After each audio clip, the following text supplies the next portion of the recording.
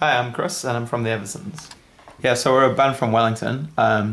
We started around the end of 2010. Me, Mark, Tim and Blair just kind of got together and started listening to heaps of music together and talking shit and hanging out. And that kind of, from there, spawned into this band thing.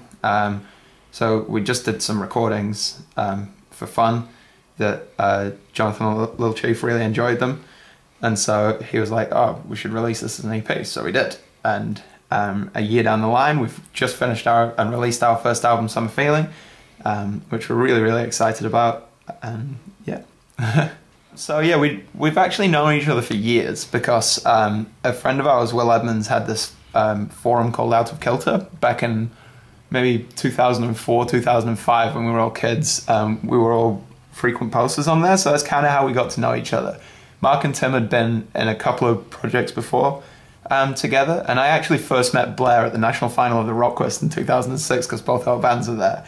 And so it's kind of, you know, there's a lot of history in terms of just knowing one another. And then when I moved to Wellington around the start of 2010, around this time in 2010, Mark had just got back from doing like a Little Pictures tour in Europe, and we actually just bumped into each other and we're just like, yeah, let's get together and catch up and stuff.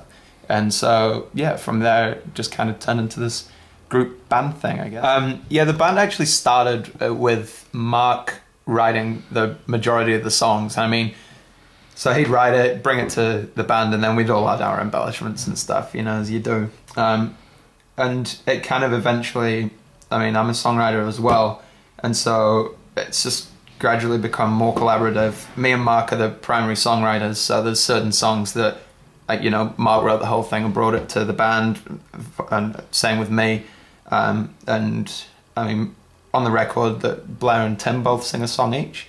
I wrote Blair's song, Mark wrote Tim's song, so, you know, we've got this good balance going on in terms of, you know, there's not, I think it kind of, I don't know if it's weird for me to say this, but I think it kind of adds like an extra dimension to the band, the fact that it's not just one person's singular vision. It's, you know, we're all pushing it in the same direction, but with a different spin on things, you know, as we go.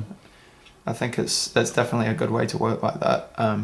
I've always kind of been into the idea of being as collaborative as possible because, you know, other people can have ideas that, even if I've written a song and I'm being really militant about it and being a bit of a dictator, you know, chances are Tim is going to know what drums are going to, you know, I might have an idea and he might try it and be like, nah, I think this would be better. And chances are he's right. So, you know, there's a good way of working, compromise, give and take, I guess. Yeah, I think that the humor element is quite important to the whole thing. I suppose in some ways it's kind of maybe it's part of an immaturity thing or something, that, you know, humor helps everyone deal with things, you know, with various topics and issues. And, you know, Mark can write a cheesy love song to his girlfriend, but the fact is, you know, Creepy's got, like, there is that acknowledgement of himself being kind of creepy, and it's, you know, that's just one example of one of the songs. But I think finding that balance it's that I really don't like humorless music. I don't like humorless people generally, you know. I like someone to be able to have a laugh and have a joke, and who likes being patronized? And, you know, it does my head in personally. But then at the same time, like, you know, we're striving for, like, there is an earnestness there. Like, you know, heading overseas is about, I went overseas, I ended up running out of money, I crashed and burned, I came back to New Zealand, you know? And so it's like, that is a proper kind of experience.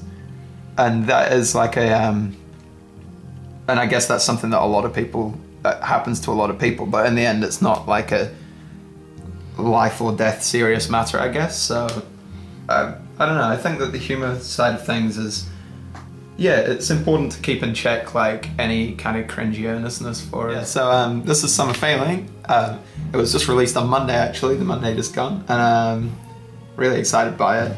Hadley Donaldson, the great Hadley Donaldson in Wellington, one of my favourite artists working with bands and making posters and stuff at the moment. He did all the artwork for it. We actually recorded it ourselves. Tim's been recording bands for years. He's also in a couple of other bands like Razor Wire. He used to play in the Body Liar, but he recorded all their stuff as well. And basically, the guy's just a production genius, in my opinion. He's amazing. He totally gets everything that, all the crazy ideas that me and Mark have, and totally realizes them. And so he had actually built a studio not long before we started the band. And so, I mean, it's where we practice and stuff. So we figured that the best way for us to go about recording it being our debut, and you know, we are predominantly a live band, is about us playing together in a room, and we wanted to make the record sound as faithful to our live performance as possible. So we basically practiced for like a month straight, and then in 2 weeks, we all took 2 weeks off work and just smashed the whole thing out in the studio, and basically live.